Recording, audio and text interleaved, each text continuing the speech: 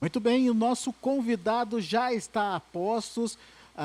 O Dr. Leandro Zancanaro, da Fundação MT, já está conosco e vai fazer a sua participação falando sobre a anomalia da soja, grãos ardidos, o que sabemos e o que fazer. Dr. Leandro Zancanaro, seja muito bem-vindo, muito bom dia.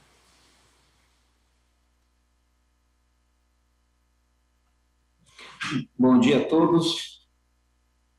Bom dia a todos. É uma satisfação muito grande estar com vocês. Obrigado ao Altemir e toda a equipe da Agrodinâmica pelo convite. Obrigado a vocês que estão em todo esse mundo afora participando desse importante evento. E para nós, da Fundação Mato Grosso, em especial para mim, é uma grande responsabilidade falar sobre esse tema.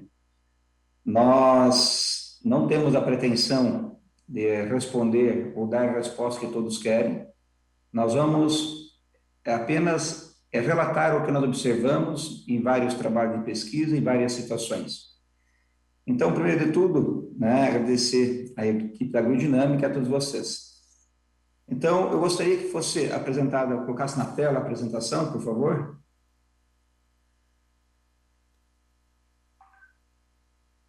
Alô? Alô, por favor? Pode prosseguir, doutor Leandro, estamos ouvindo. Então, aqui nessa primeira tela, então, qual o posicionamento da Fundação Mato Grosso? Na safra 19 e 20 e 20 e 21, próximo, principalmente na região próxima a Sorriso, aquela região fantástica, foi observada a ocorrência de apodrecimento de vagens, atípicas, Então, o que nós temos a falar sobre isso, nas constatações? Próximo slide, em que aparece ali uma vagem no estágio de enchimento de grão, próximo slide, nós temos ali uma soja em R54, 55, 55, na fase inicial, quando se observa inicialmente o sintoma. Então, muitas vezes o produtor, ele até então não está acostumado a correr esse sintoma. Quando começa a madurar a soja, encher o grão, o próximo slide, por favor. O próximo slide, Quando nós temos ali, nós temos dois conjuntos de slides. À esquerda da tela, onde nós temos, de quem está à frente do computador, à esquerda nós temos três conjuntos de vagens. A da esquerda, vagens sem sintomas. A do meio, as vagens sem sintomas, com o uso de fungicidas, sem fungicidas, melhor dizendo, o da esquerda, sem sintomas, com fungicidas. O do meio, sem fungicidas e vagens sem sintomas. E da direita, sem fungicidas, com sintomas. Na quadra direita, nós temos o quê? As vagens abertas, esse é o aspecto. Então, o que nós vamos falar para vocês a partir de agora? É assim que as lavouras começam a aparecer. Um escurecimento na parte externa da vagem, quando te abre, a gente vê o escurecimento dentro do grão. Até o momento, considerando as observações da Fundação, o que nós temos até o momento? Considerando as observações de lavouras e considerando observações de experimentos conduzidos no CAD Norte em Sorriso. Primeiro de tudo, qual é o nosso posicionamento? Existe, sim, diferença entre cultivares. Nos ensaios de vitrine de variedades, existem materiais mais sensíveis e materiais menos sensíveis. Dentro do mesmo grupo de maturação, existem diferenças. E também nós notamos o seguinte, que nenhum material deixou de acusar esse sintoma. Então, existe diferença varietal, inclusive dentro do mesmo grupo de maturação. Então, a primeira observação é essa. Tanto nos 2 anos, 19 e 20, como 20 e 21, nós observamos diferença de cultivares. Uma outra questão importante, nós observamos nos 2 anos, 19 e 20, 20 e 21, uma diferença de reação, de intensidade de ocorrência desse sintoma entre épocas de semeadura. Quando, na primeira época de semeadura, mais sintomas do que na segunda época de semeadura. Então, na safra 19 e 20, por exemplo, nós semeamos dia 3/10, 2019. A primeira época, e a segunda época, 20/10 de 2019, ou seja, as duas épocas no mês de outubro. Na safra 2021, nós semeamos, a primeira época, 25/10. O atraso da chuva na região, a chuva irregular, nos fez também nos protocolos de pesquisa atrasar a primeira época de semeadura. E a segunda época foi dia 11/11, né, de 2020. Né? Então, esse ano, 19, 20, 21, de modo geral, naquela região, houve um atraso de semeadura. Mas nos 2 anos, ocorreu o quê? Maior incidência de ocorrência na primeira época em relação à segunda época. E a safra 2021 foi muito mais intensa a ocorrência do que na safra 19/20. Então, nós comentamos de efeito de cultivares e também de época de semeadura.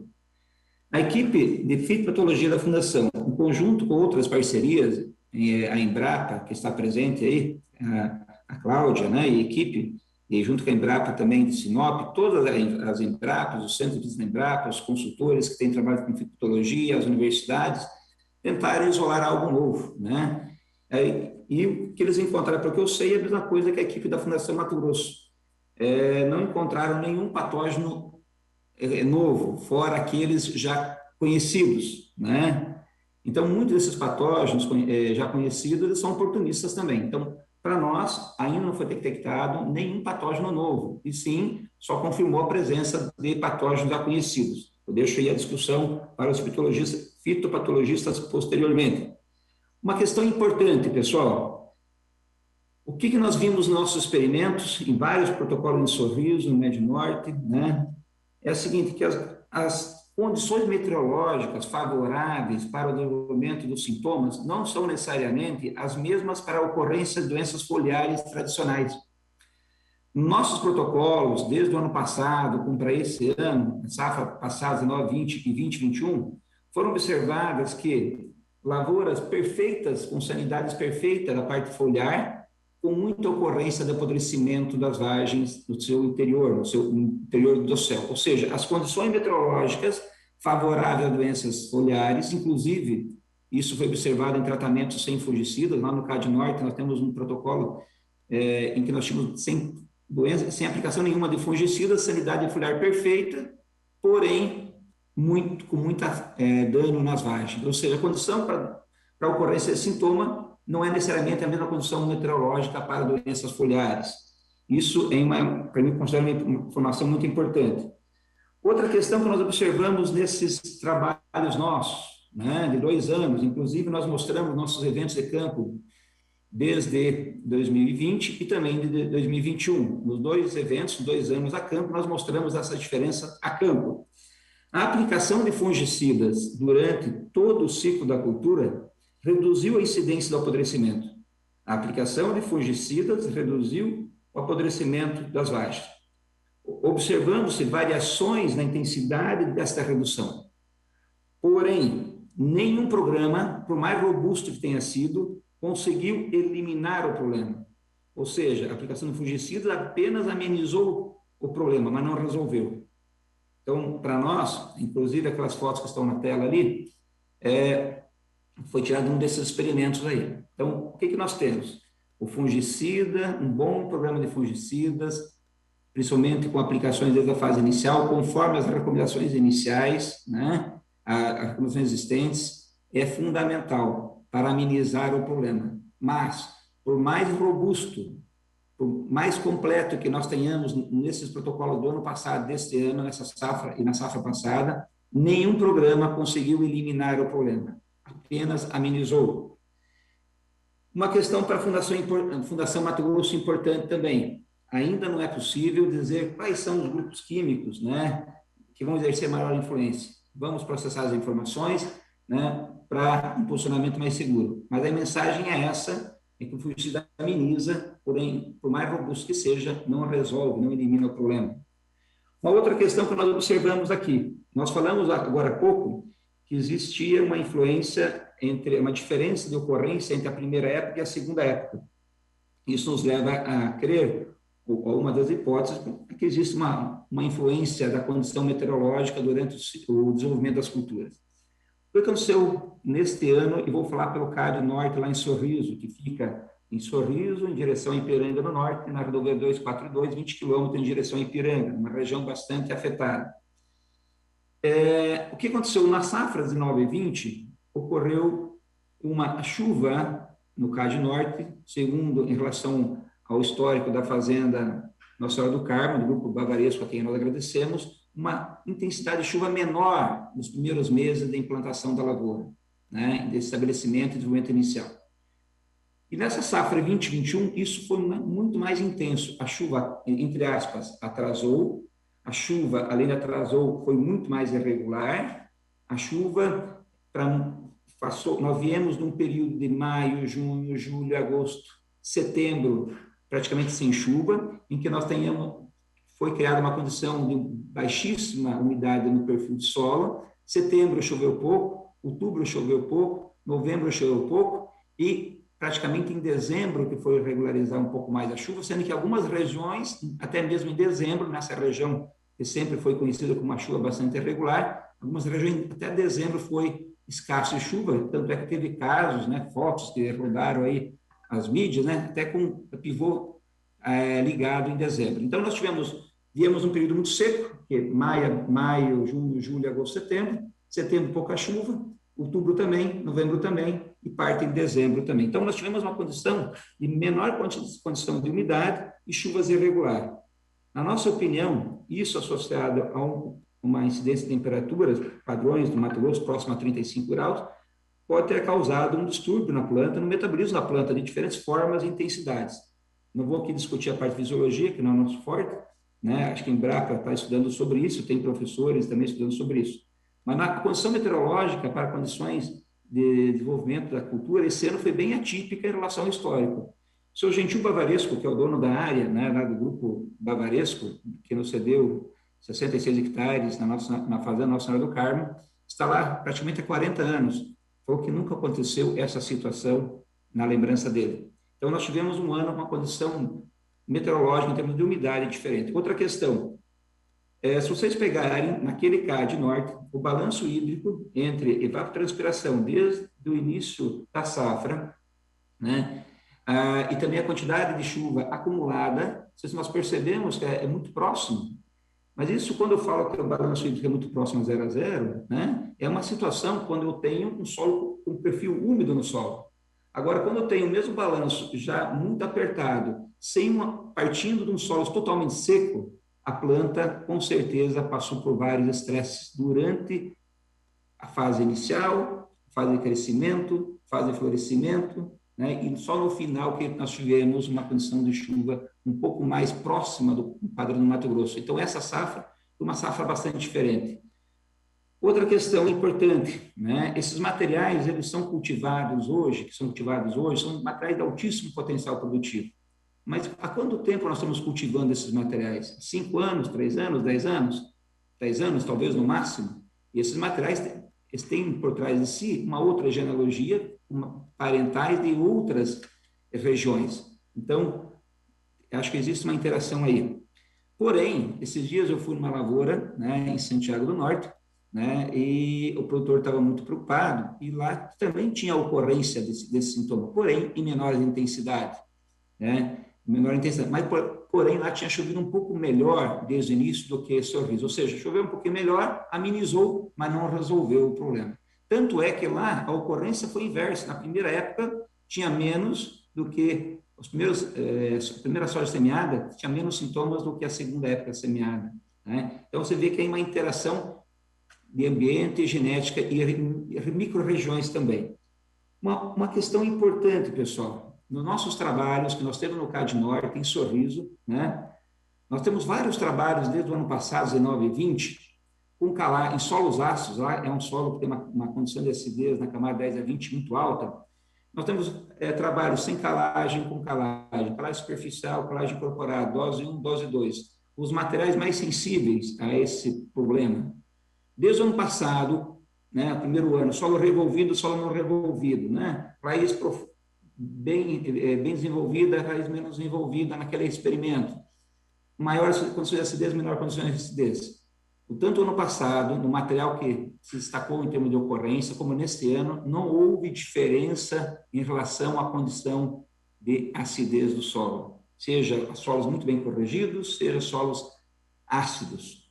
Outra questão, nesses trabalhos, nós também temos trabalhos que envolvem cultivares de soja e também níveis de investimento em fertilizantes, potássio, fósforo, enxofre e micronutrientes.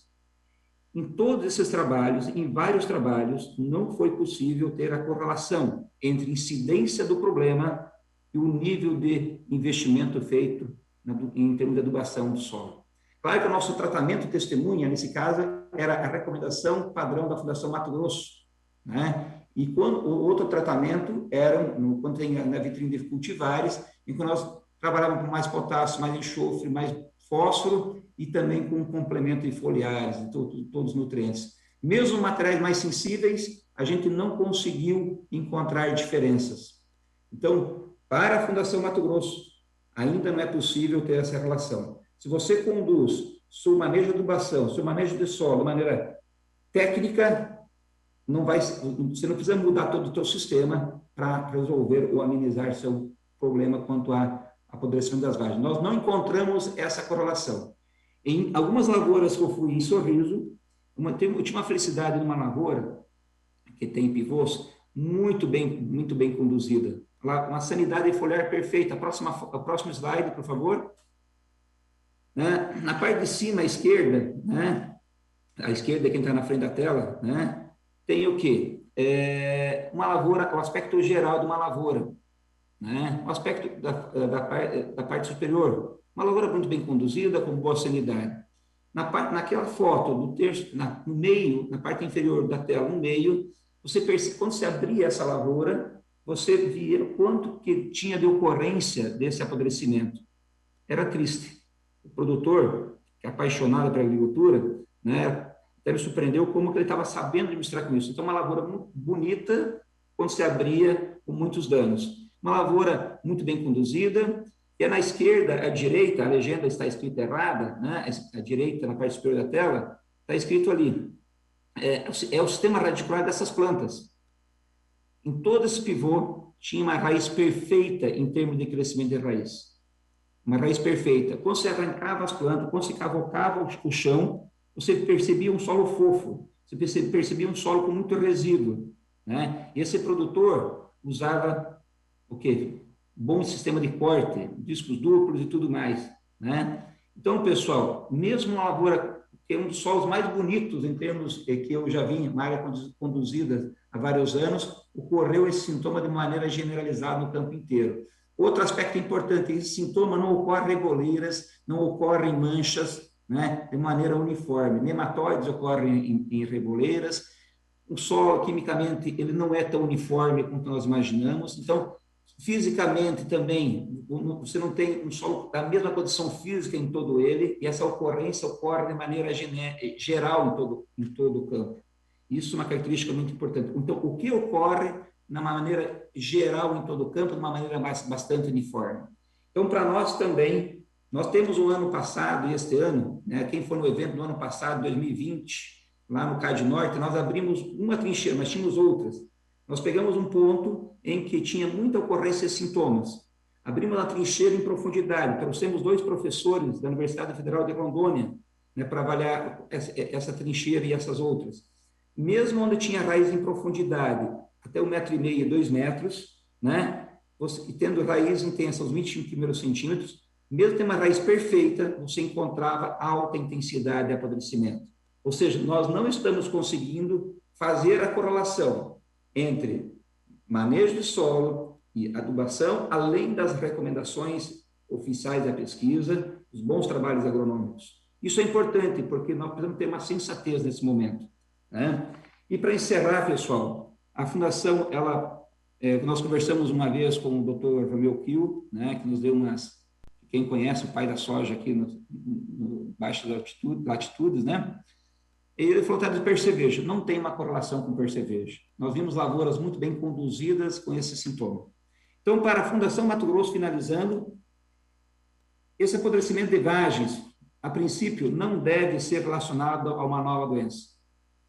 Provavelmente é uma consequência da interação de diversos fatores, em que a relação genótipo ambiente e manejo propicia as condições necessárias para a ação de micro-organismos oportunistas e já conhecidos até o momento, tendo os estresses abióticos, né, como uma condição inicial para este cenário. Tá? Então, isso não vai resolver a vida do produtor, você, produtor. Mas temos que ter uma sensatez também de não lançar ondas, né? E temos que também ajudar no sentido de que não adianta querer dizer que vamos precisar mudar todo o teu manejo. Tem que entender melhor o que acontece. E nesse momento é fundamental ressaltar o seguinte: é importante não haver generalizações de que todo e qualquer apodrecimento de vagens da soja seja algo novo. Nessa lavoura que eu fui em Santiago do Norte, tinha ocorrência desse sintoma, mas em menor proporção, muito menos. Tinha outros sintomas que não é este. Né? Então, uma abertura de vagens, né, que está acontecendo bastante esse ano. Tem materiais mais sensíveis, menos sensíveis, que abre a vagem, né, que a semente ali, o grão começa a germinar ali. Isso já aconteceu no passado. Né? São sintomas diferentes. Porém, a Fundação entende a angústia dos produtores.